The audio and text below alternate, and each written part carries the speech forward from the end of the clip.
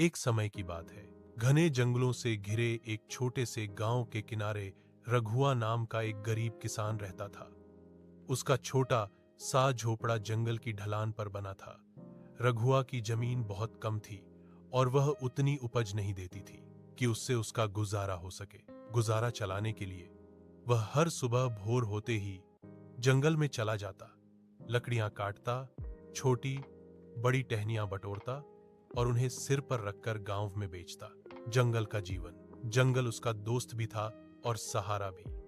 पेड़ों के बीच से आती धूप, पक्षियों की चहचहाहट और ठंडी हवा, ये सब उसका दुहक थोड़ा कम करती थी। पर जंगल में डर भी था। जंगली जानवर, अचानक आने वाली आंधियां और कभी कभी रास्ता भटक जाने का डर।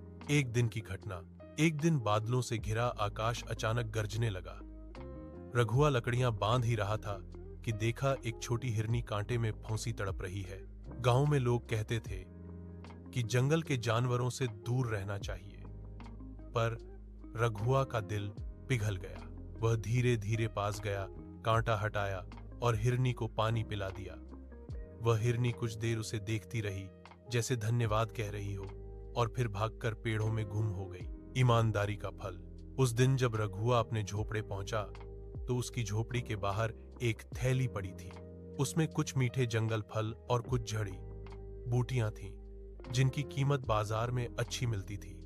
रघुआ समझ गया, यह जंगल का आशीर्वाद है, शायद उसी हिरनी की ओर से।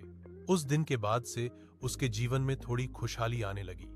लोगों ने उसके फल और जड़ी बूटियां खरीदनी शुरू की। धीरे धीरे उसका घर पौर